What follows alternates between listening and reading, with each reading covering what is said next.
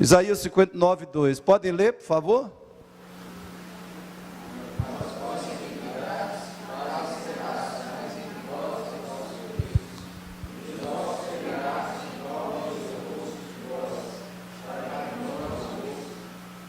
Mas as vossas iniquidades fazem separação entre vós e o vosso e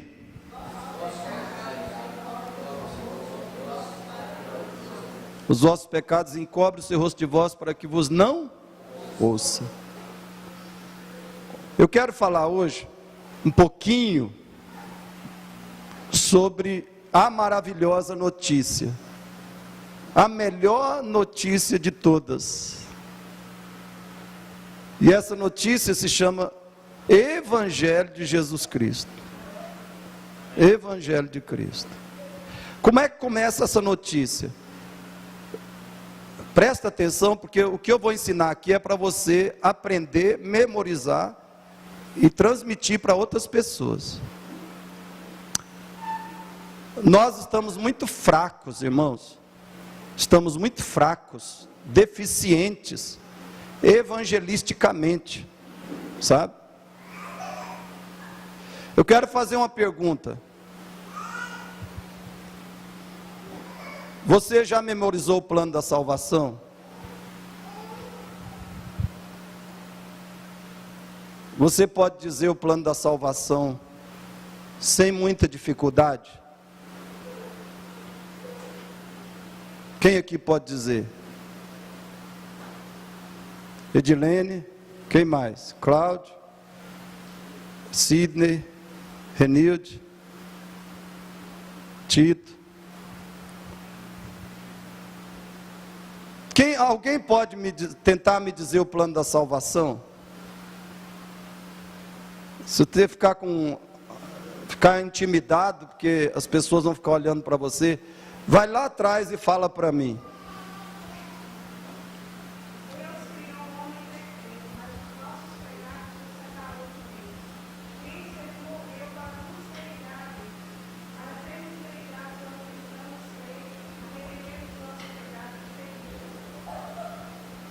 Amém. Você vê? Rapidamente, resumidamente, você fala as verdades básicas do Evangelho de Cristo.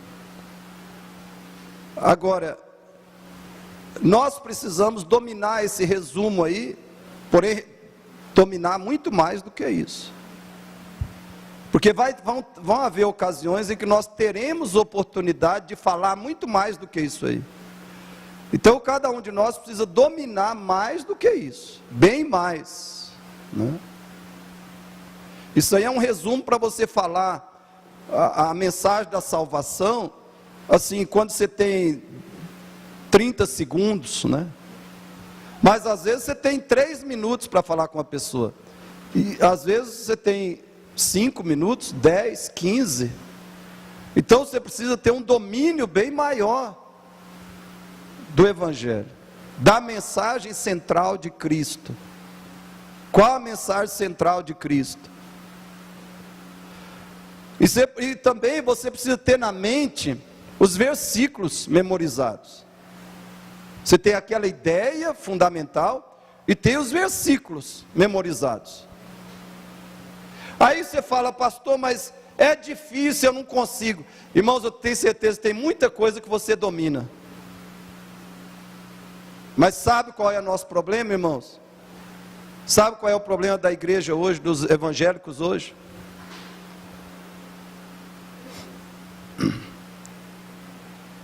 O versículo mais importante para a nossa vida, mais determinante para a nossa vida, é o que menos nós praticamos. Mateus 6,33, o que ele diz? Buscar em primeiro lugar o reino de Deus, sua justiça e as outras coisas vos serão.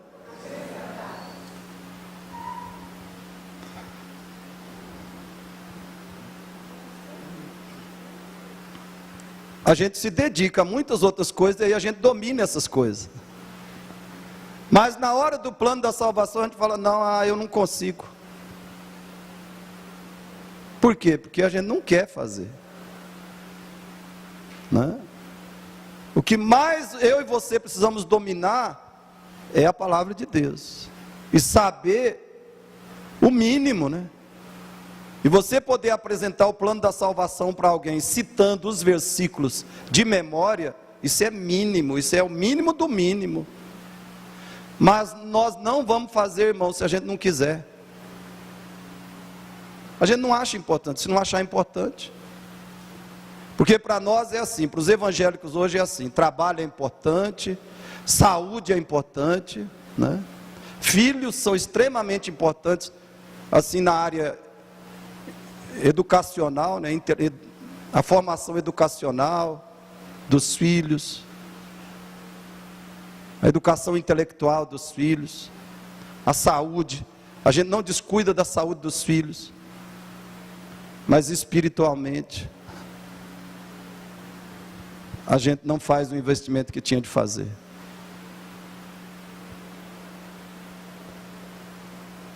Enquanto a gente continuar não dando prioridade ao que é prioritário,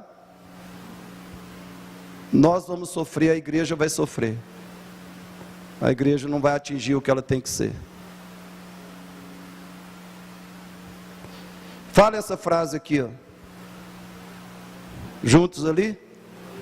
O pecado nos desligou de Deus.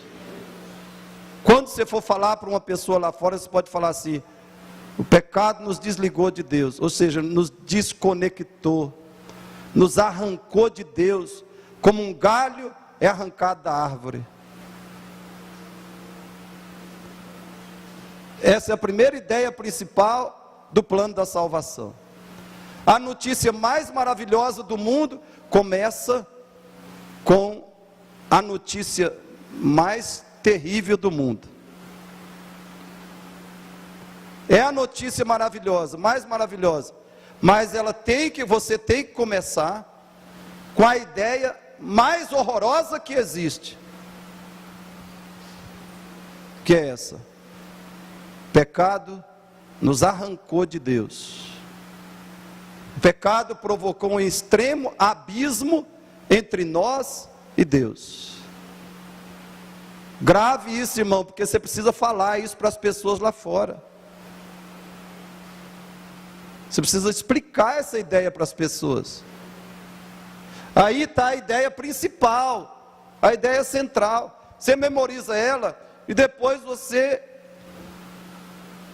usa outras ideias, argumentos que Deus te dá, que o Espírito Santo te mostra, para você explicar melhor essa ideia para as pessoas.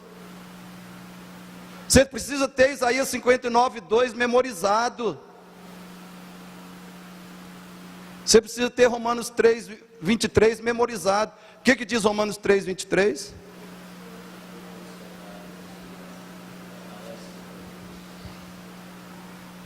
Como é que é?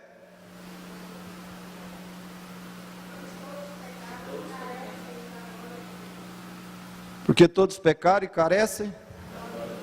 Irmãos, eu não quero ser crítico. Eu sei que vocês acham muitas vezes que eu sou crítico. Eu não quero ser crítico. Mas um versículo desse era para a igreja falar toda em coro. Pastor, Romanos 3:23. Porque todos pecaram e carecem da glória. Uma igreja que está ligada. Fala esses versículos assim com facilidade, sem medo de errar. Vou repetir, nós precisamos memorizar a Bíblia, irmão. Memorize a Bíblia. Leia, medite, memorize as Escrituras. Memorize. Se você vai fazer uma prova, né? E você sabe que tem umas coisas, por exemplo, uma prova para tirar a habilitação, carteira de habilitação. Se o instrutor lá falar isso aqui, você tem que memorizar. Eu tenho certeza que você chega lá com isso memorizado.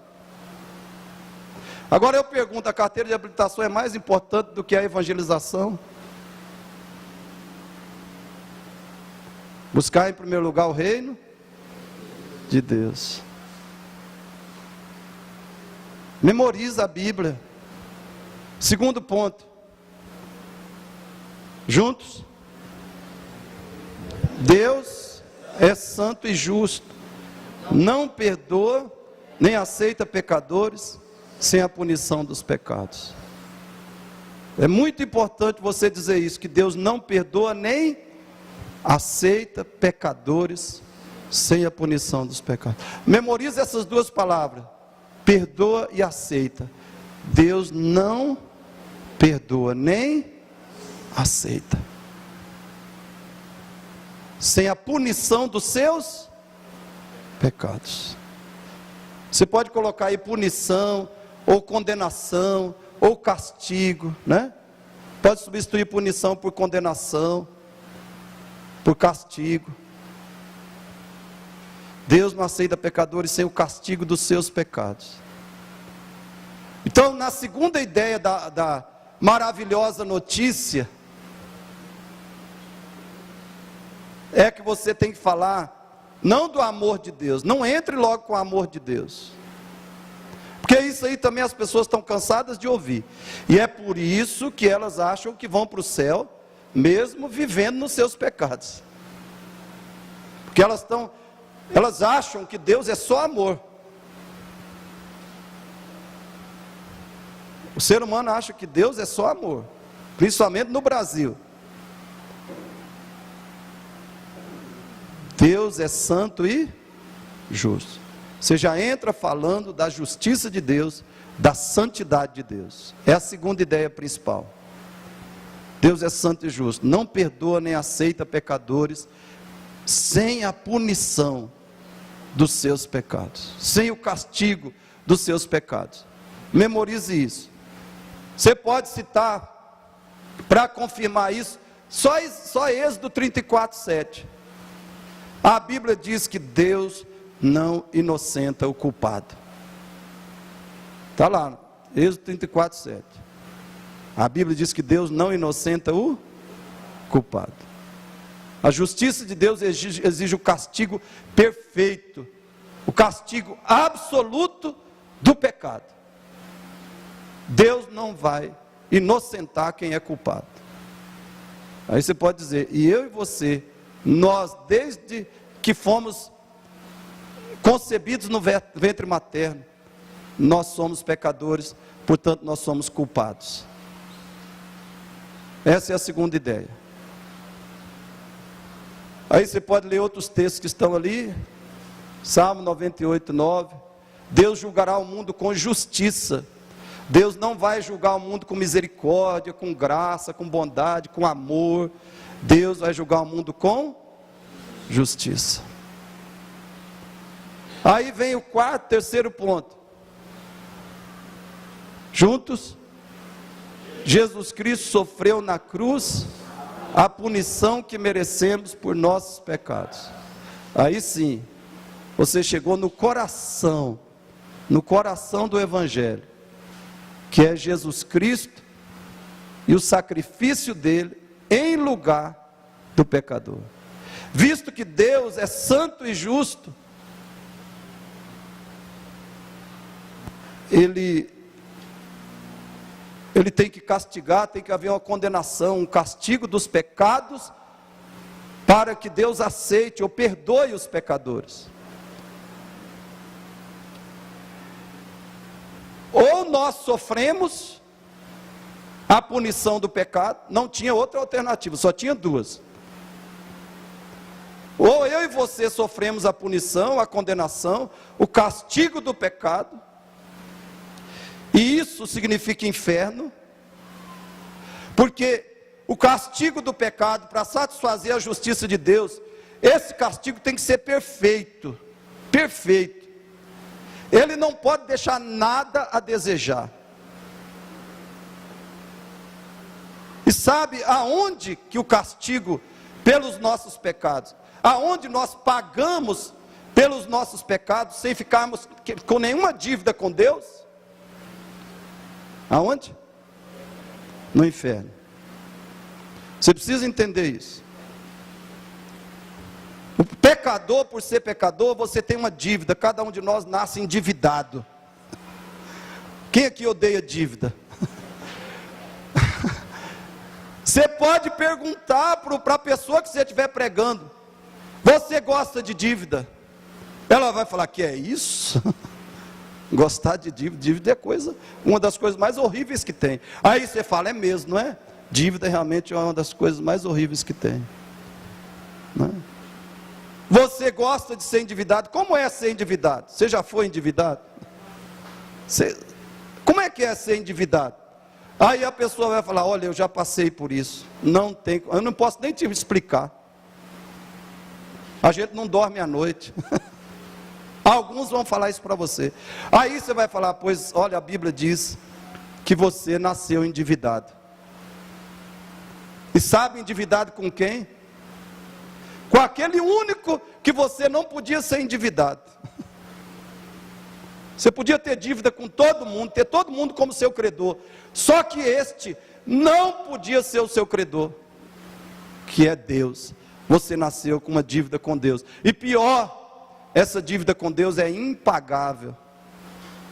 Você não tem condição de pagar. Sabe a única maneira que você poderia pagar essa dívida? Plenamente, satisfatoriamente, de modo que o credor ficasse satisfeito. Sabe a única forma de você pagar essa dívida? No inferno. Por isso que o inferno existe. Essa é uma razão. A maior razão que o inferno existe. Porque nenhum ser humano pode ficar endividado com Deus, sabe? Você nasce com a dívida, você não pode ficar endividado. Você tem que pagar. Deus é o único credor que não aceita anistia de dívida, sabe? Não tem negócio. Com Deus não tem assim, vamos fazer aí. Tem hoje, né? O banco chama você lá. Quem deve 30 mil, às vezes paga 4, 6, 8.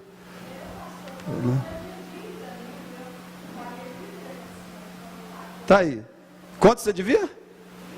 Olha, irmãos, né? Você devia 30 mil, pagou quanto? 1.300, está vendo, irmãos? Só que hoje a gente não conhece a Deus. O problema da igreja hoje, da maioria do ser humano, né, mas da maioria da igreja, é que nós não conhecemos a Deus.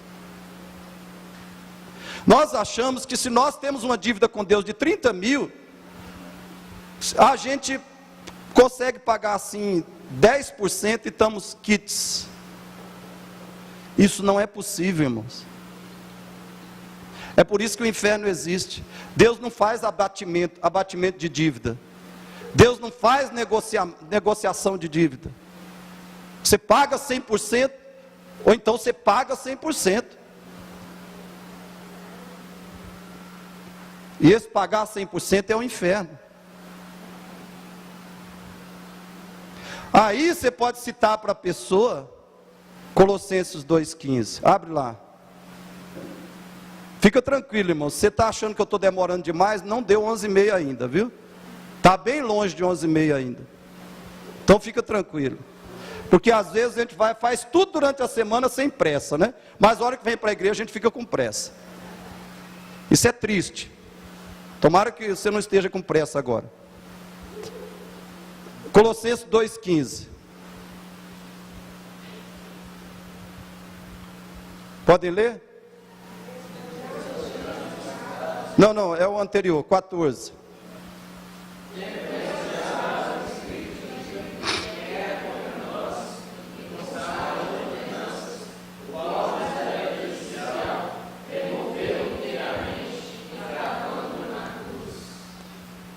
Tendo o quê? Cancelado o escrito de dívida que era contra nós e que constava de o que fez? Ordenanças que nós não podíamos cumprir. Diga-se de passagem. É por isso que você é endividado, porque você não podia cumprir as ordenanças, incapaz de cumprir perfeitamente, né? Você cumpre um mandamento aqui, quebra outro ali. Há um teólogo, Francis Schaeffer, diz que sempre que você comete um pecado, você comete no mínimo 2 pecados. Porque, por exemplo, se você comete o pecado de furtar, diz lá, os 10 mandamentos, não furtarás. E o 10º diz o quê? Não cobiçarás. Por que você furtou? Porque você cobiçou. Toda vez que você comete qualquer pecado, você quebra também o 10º mandamento. Então você comete no mínimo 2. Por isso, toda vez que eu vou confessar um pecado a Deus, eu falo: Deus, me perdoa esses pecados. Porque eu sei que eu não cometi só aquele que eu estou confessando. Deus sabe que tem outros pecados por trás daquele. Eu só cometi aquele porque eu cometi outros juntos. Outros pecados me levaram a cometer aquele. E um deles é a cobiça. Constava de quê? A nossa dívida? De ordenanças que nós não conseguimos cumprir perfeitamente. Entendeu, José? Por isso que é a dívida. Mas Jesus fez o que? Cancelou a dívida. Como é que continua depois de ordenanças? Como é que a dívida nossa com Deus é cancelada? Nos era prejudicial. E essa palavra é levíssima. Né? Porque a dívida não era prejudicial, ela era mortal. A palavra, talvez, a palavra que você pode acrescentar aí, que nos era infernal. Porque a dívida nos condena ao inferno. Porque só no inferno nós podemos pagar a nossa dívida com Deus. Só no inferno. A dívida nos era infernal. E aí o que diz o restante? Removeu como? Olha que maravilhoso. Como é que diz? Inteiramente. Encravando aonde? Na cruz. Quem fez isso? Encravou a nossa dívida na cruz. Ou seja, na cruz Jesus pagou a dívida que eu e você temos com Deus, com a justiça e a santidade de Deus. Irmão, não estamos falando de amor de Deus ainda. Embora Colossenses 2,15 é a expressão gloriosa do amor de Deus. Mas estamos falando da justiça de Deus. Como a justiça de Deus é satisfeita. Como a santidade de Deus é satisfeita. Para Ele poder nos perdoar e salvar. Estamos falando da cruz. A nossa dívida é cancelada. E é cancelada inteiramente. Por meio do corpo, do sacrifício de Cristo. Na cruz. Inteiramente a dívida é paga. Louvado seja Deus. Por isso, quando Jesus morreu na cruz, você precisa lembrar isso, e você pode dizer isso também para a pessoa que você estiver evangelizando. Quando Jesus morreu na cruz, antes logo da sua morte, as últimas palavras que ele disse foram essas: está consumado. Sabe o que significa essa expressão em português bem claro? Está tudo pago. Não é está pago só.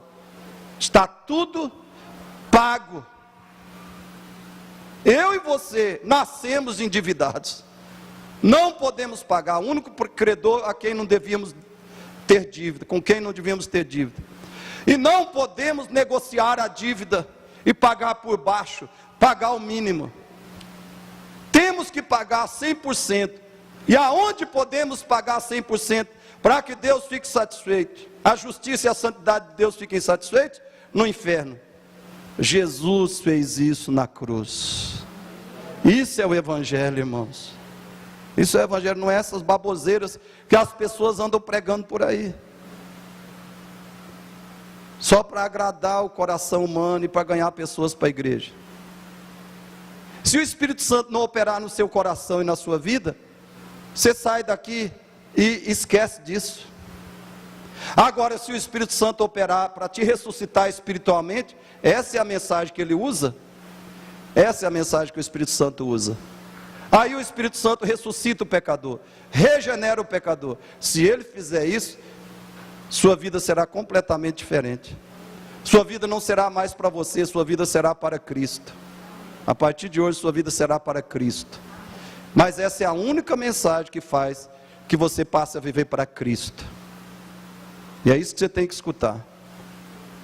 Quem escuta isso e faz que não escutou, acontece aquilo que Jesus disse na parábola do semeador: veio o diabo e lhe arrebatou do coração a palavra, e ela ficou infrutífera. É isso que você tem que pregar para o seu pai, para a sua mãe, para os seus irmãos, para os seus amigos, para o desconhecido.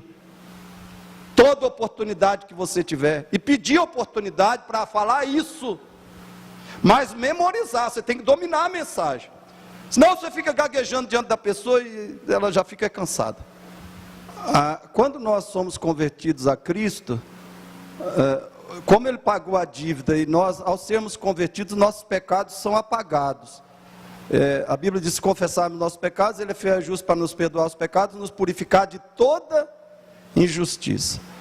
Então, a nossa oração, depois de sermos salvos, a nossa oração é aceita porque ela é purificada por Cristo, né? Ela só é aceita por causa da justiça de Cristo em nosso lugar. Aí a oração é aceita. E também a oração não, o pecado não cometido por um cristão verdadeiro, não tira a salvação dele, né? Ele continua sendo filho de Deus, continua sendo salvo. Só que a comunhão dele com Deus está prejudicada, né? Aí é o problema. O problema é a quebra da comunhão. O pecado não tira a nossa salvação, ele tira a nossa comunhão com Deus. Entendeu? Então, aí a oração fica prejudicada, porque a comunhão é danificada, né? Mas não, o pecado não tira a salvação. Nós sempre precisamos lembrar disso. Aí, isso é a prova do amor de Deus. Essa é a prova que Deus ama pecadores. Aí você pode ler Isaías 53. Isaías 53 todo é a descrição do pagamento que Jesus fez em nosso lugar. Lá diz várias vezes que foi pelas nossas transgressões, pelas nossas iniquidades. Ele estava na cruz sofrendo a nossa condenação, o nosso castigo. Isaías 53 todo é Cristo, é a descrição de Cristo em nosso lugar, para a nossa redenção. E aí você vai falar: por causa disso, desse sacrifício de Cristo por nós, sofrendo o nosso castigo e condenação, você pode falar para a pessoa duas coisas: a salvação em Jesus Cristo, entendeu? Só há salvação em Jesus Cristo. E segundo, nesse sacrifício está a prova do amor de Deus pelos pecadores, porque Ele sacrificou o seu próprio Filho em favor dos pecadores. Então, se nós temos que falar do amor de Deus ao apresentar o Evangelho, mas vamos falar no lugar certo. Primeiro você diz: por esse sacrifício, por causa desse sacrifício só há salvação em Cristo.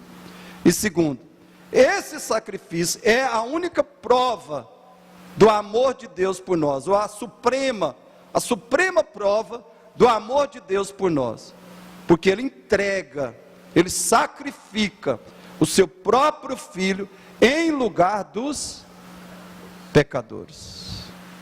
Isso é amor. Olha, escute, tenha paciência um pouquinho aí. Irmãos, é assim, ó. Sem Deus salvar qualquer pecador, sem Deus salvar, a justiça de Deus estava satisfeita, ou seria satisfeita. A justiça de Deus estava reparada, corrigida, estava consertada a justiça de Deus, se Ele não salvasse nenhum pecador. Estava tudo ok com a justiça de Deus. Por quê? Porque o inferno faz isso. O pecado foi cometido, mas o inferno conserta, faz a reparação da justiça de Deus. No inferno você paga a sua dívida com Deus, e a justiça de Deus fica reparada. Ela fica intocável, sabe? A justiça de Deus fica intocável, ela fica livre das suas arranhaduras. A justiça de Deus foi afrontada por você, fica totalmente satisfeita, porque no inferno você paga, ela é satisfeita pelo inferno. Então, primeira coisa, se Deus não salva ninguém, fica tudo ok com Ele, com a justiça dEle, com a santidade dEle. Se Deus salva alguém, né?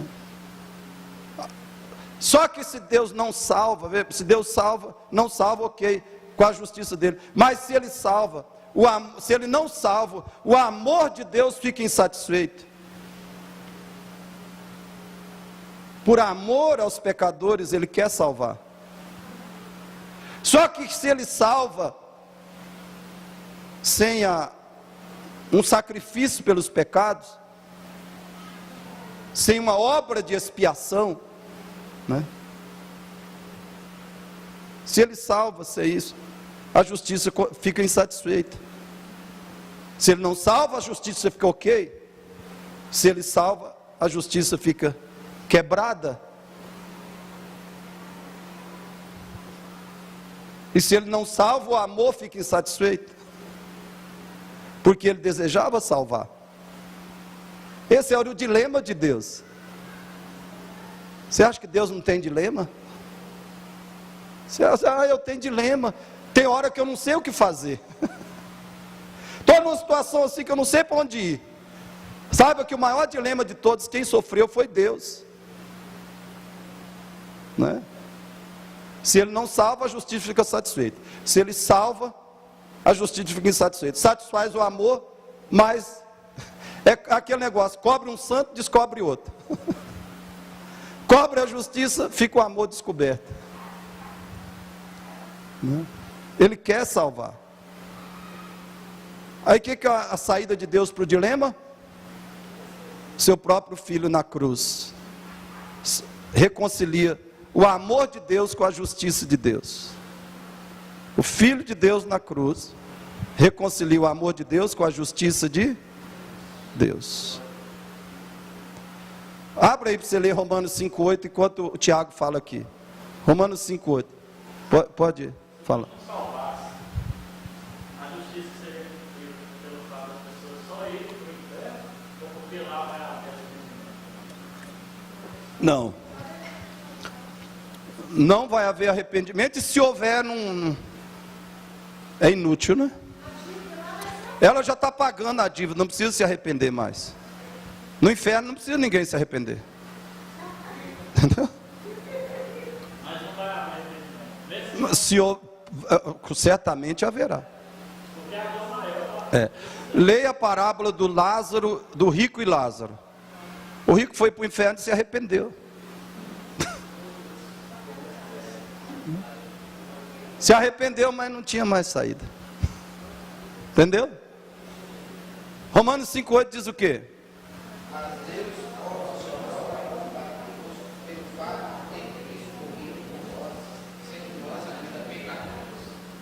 Depois que você explicar que Cristo pagou a nossa dívida com Deus, ou que Ele sofreu a nossa condenação e castigo na cruz, para a nossa salvação, só Ele fez isso.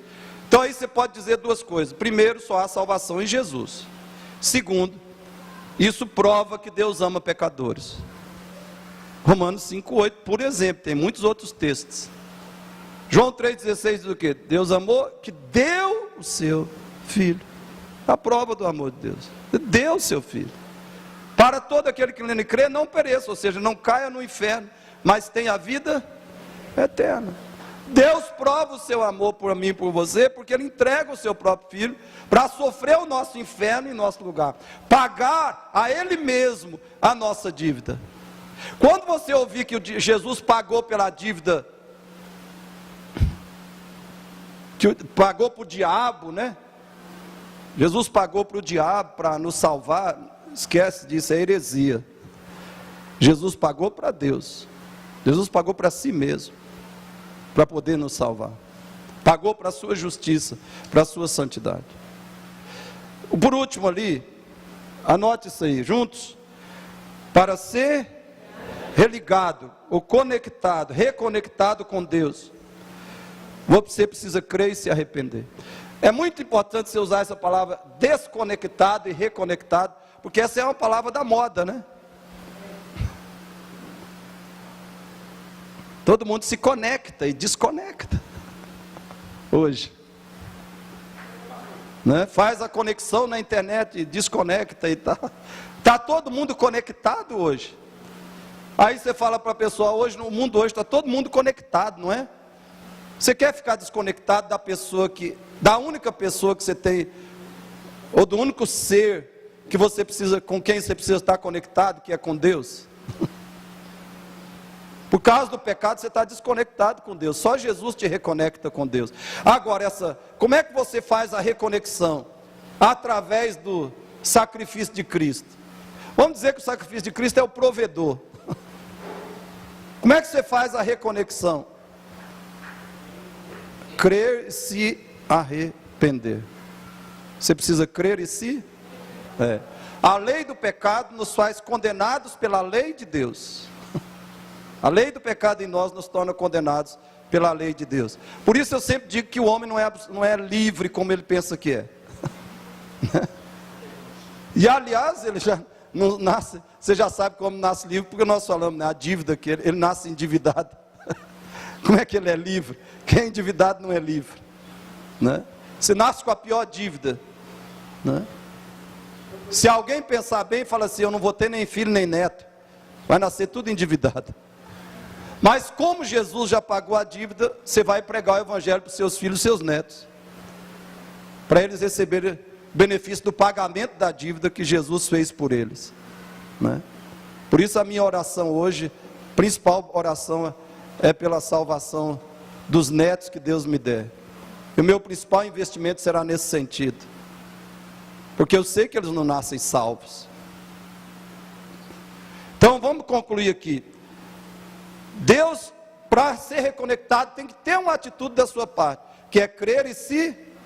Como é que você mostra que creu e se arrependeu? Conseguiu colocar ali? Vamos lá, juntos?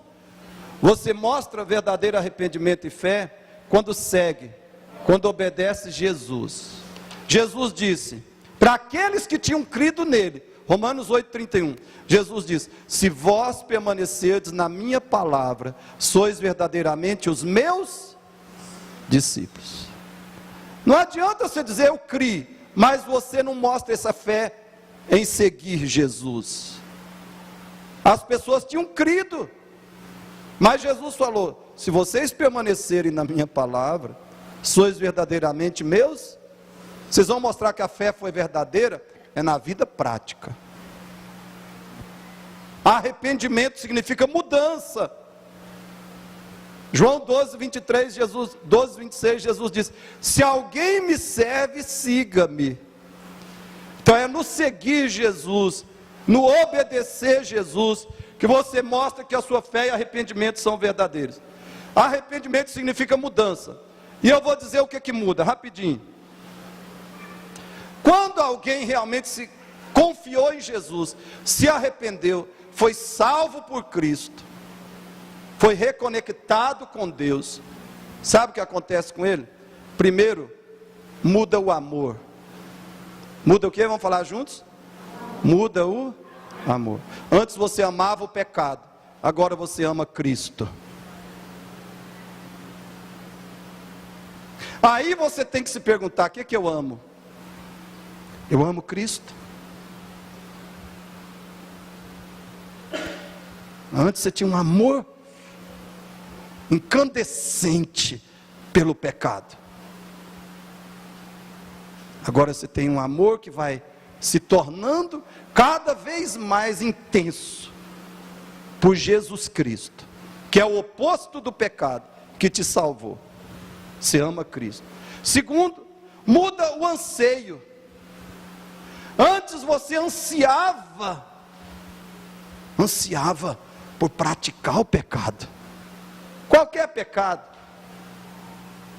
Agora você anseia por agradar a Deus. Esse é o anseio de quem foi salvo. Anseio de agradar a Deus, de fazer a vontade de Porque Cristo está em você. Paulo falou, não sou eu quem vive, mas Cristo vive em mim. E Jesus falou, eu tenho uma comida para comer que vocês não conhecem. Minha comida é fazer a vontade do meu Pai que está nos céus. Essa é a sua comida. Quando você foi salvo por Cristo, a sua comida é fazer a vontade de Deus.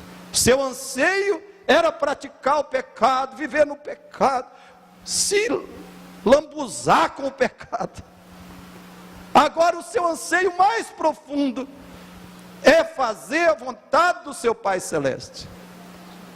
Porque com Cristo, em Cristo você se tornou filho de Deus, Ele se tornou seu Pai. Muda o anseio. Terceiro, irmãos, muda o projeto. Vamos falar juntos? Muda o projeto. Antes você tinha um projeto de vida, agora você tem outro. Antes de Cristo, seu projeto era ganhar dinheiro, ser famoso, ter uma casa maravilhosa, conseguir trocar de carro todo ano, não é? Trocar a sua mulher que já está meia boca por uma 100%, ou seu marido, né? Que as mulheres hoje também estão assim. Esse marido meu já está meio escangalhado. Vamos substituir. Seu projeto era tudo para glorificar e agradar você. Agora o seu projeto é orar, né? Seu projeto é ser uma pessoa de oração, ser uma pessoa que estuda e conhece a Deus mais e mais. Seu projeto é conhecer a Deus. Conhecer a Deus. Seu projeto é amar a Deus com todo o seu coração, alma, força e entendimento. Seu projeto é edificar a igreja, lutar para que a igreja cresça na terra.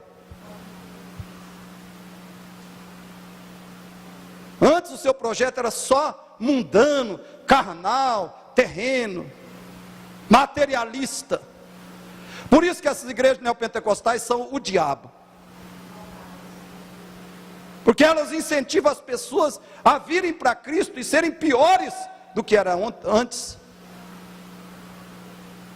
Só buscar realizações e benefícios materiais. Elas incentivam as pessoas a continuar num projeto de vida que é tão satânico quanto elas tinham antes. Conseguir realizações e benefícios materiais, tesouros desse mundo. O que Jesus falou? Não acumuleis tesouros sobre a terra. Agora o seu projeto é acumular tesouros no céu. Antes o seu projeto sem Cristo era acumular tesouros na terra. Agora é acumular tesouros no céu. Muda o projeto, irmãos. Projeto de vida é outro de um verdadeiro cristão. E por que muda o amor, muda o anseio, muda o projeto? Porque muda o livro. Muda o livro. Vamos falar juntos? Muda o livro. Antes o livro que você queria ler era qualquer livro. Livro de romance, livro de pornografia, né? Os livros da faculdade, da pós-graduação. Agora qual o livro que você quer ler? Acima de todos os livros? A Bíblia. A sua alegria maior é ler a Bíblia. Seu compromisso maior é ler a Bíblia, estudar a Bíblia. Muda o livro que você lia. Quando você crê e se arrepende. Fala comigo, muda a comunidade. Todos juntos? Muda a comunidade. Antes a sua comunidade era lá de fora do mundo. Seus amigos, né? Sua turma. Muda a sua turma. Você queria conviver com pessoas que amam o pecado, que praticam o pecado, que te incentivam, que estimulam você para o pecado. Agora você quer conviver com os irmãos em Cristo. Muda a comunidade sua. Quem se converte, a comunidade dele lá no Facebook muda completamente. Ele acrescenta à comunidade dele, com prioridade, os irmãos em Cristo. E aqueles que eram da sua comunidade, ele tem uma mensagem nova para eles. Muda a mensagem. Entendeu? Muda a comunidade, os amigos que você ama, que você quer estar junto, que você quer conversar, que você quer fazer coisas com eles. Muda a comunidade sua. Seu prazer está na igreja, para adorar a Deus junto com os irmãos. Por isso o crente que não tem prazer, alegria, compromisso com os cultos, eu fico assim desconfiado.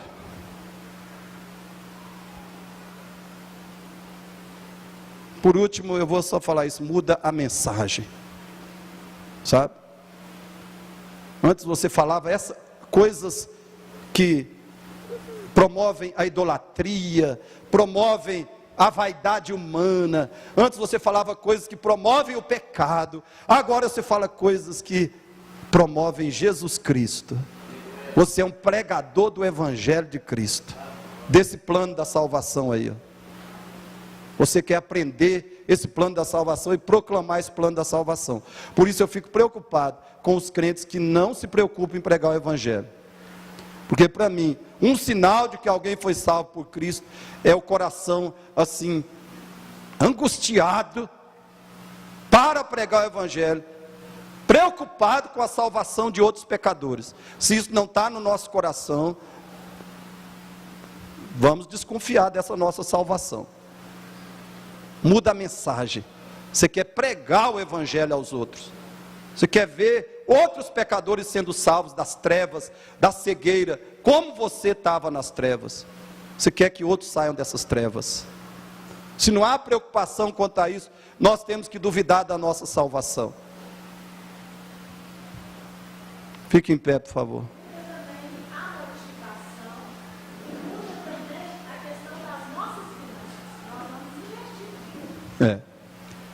Muda os investimentos.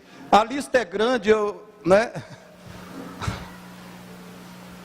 Não dá para a gente ir além, por causa do tempo, mas muda os investimentos. Pode lembrar disso. Você quer dar o melhor da sua renda para promover o reino de Deus. Você investe o melhor da sua renda em promover o reino de Deus. E isso através dos padrões que a própria Bíblia já estabeleceu: dízimos e ofertas. Muda os investimentos financeiros, inclusive, né? Muda a utilização do tempo, né? Muda a forma que você utiliza o seu tempo. Antes você utilizava o tempo com coisas fúteis, coisas banais, mundanas. Agora você usa o tempo para aquilo que agrada a Deus, edifica você espiritualmente, edifica a sua família e edifica os irmãos. Você usa o tempo de modo construtivo, sendo que o pecador sem Cristo, ele usa o tempo de modo destrutivo. Muda a utilização do tempo.